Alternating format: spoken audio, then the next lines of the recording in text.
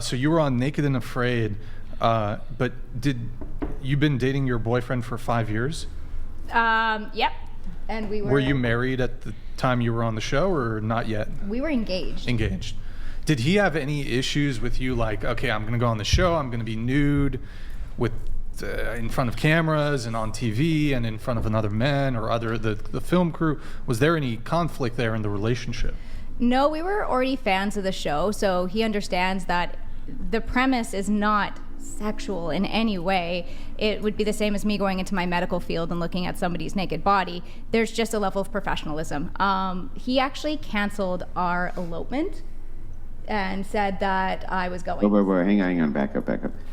In what way would that be like being in the medical field and looking at someone's naked body because you were giving them, life-saving treatments where you would have to have their clothes off in order to get access to that? I don't understand that. So if I have to assess somebody for, if I'm doing hands-on back in the day where I'm having to assess for broken bones, I'm palpating or I'm touching somebody, there's a lot of fields where even if you're looking at somebody like a tattoo, we'll take it down a notch, a tattoo artist, right? Sometimes they're being exposed to skin.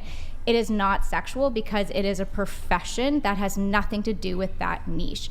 In this survival... Yeah, but I mean, would your husband let you tattoo a guy's dick?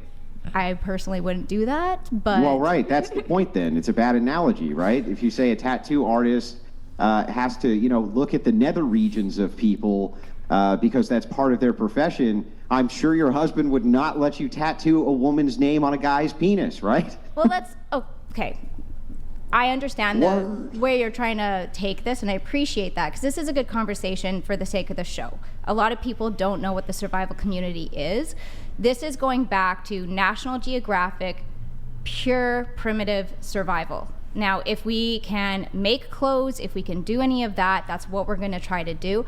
But at this point, we are doing our best not to get bitten by snakes. There's over 300 different species that are poisonous out there. We have caiman crocodiles. For us, every step we take is, at that point, could be a very dangerous situation. So when I say this is not sexual, we are so covered in bug bites that, my partner's toes disappeared, and he went into a 1.5 day fever because he was so anaphylactic to those bug bites. This is something that... Have you ever heard of a guy named Rob Wolf? Sorry, say that again? Rob Wolf. Have you ever heard of him? I haven't. No, he's he basically started the kind of Paleolithic diet movement. He was on a reality TV show years ago. He's a friend of mine, very nice man. And he actually ran down an elk, I believe. I think it was an elk with an adlatl. He was the first person to kill one of those animals with an adlatl in, I don't know, 500 years or some shit like that. I don't remember him being naked, though.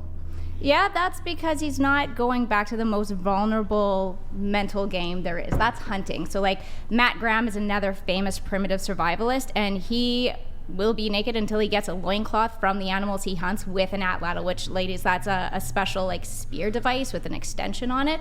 It comes from kind of a more African primitive hunting survival Couldn't they do the show, though, with they could do the exact same show without the naked component? Right. It's kind of a gimmick, right? But it's kind of the gimmick. The point is, it's edited. So it is blurred out. So it's not the fact that I'm doing a show for you guys to see me naked. Mm-hmm. That's not what this is about. And I think in Western culture, we make everything this sexual fetish that we just can't wrap our minds around the fact that you can go out into the Colombian jungle and be stripped of every modern day comfort. The fact is, every step you take is dangerous because you don't have the clothing and the protection there. We don't have shoes, we don't have the comfort. When it's pouring a monsoon rain and we're in a hypothermic state, we don't have that protection of shelter from our clothing. The point is, you want to mentally tap out and you want to quit. And it's only your mental game until you're there day by day, finding a resource to make yourself warm, finding a resource. So at night, I had to go pick straw for 2 hours, make sure there's no ticks in it, and that's what I had to make into my sleeping mattress every night to try to maintain that body heat while putting hot rocks in there. So it's I wish you would take the time to watch National Geographic a little bit more, look into old primitive technologies and tribal relationships, because there's still a lot of tribes that today are naked. The hunters, the only thing they use is a string, and they do a special little roll, and that string ties around their waist, and that's their only protection when they're running through that jungle after those monkeys. It's, again, not sexual, it's a tribal primitive survival. Why are they running after the monkeys? I love monkeys. Well, because they eat them. So they make a special toxin out of these frogs, and they use blow darts. But the only thing that they do, besides being purely nude, no shoes, nothing, is that they just roll their manlyhood and so it stays up. And then that way it doesn't get caught on things when they're jumping over branches or jumping over those palm thorns and things like that.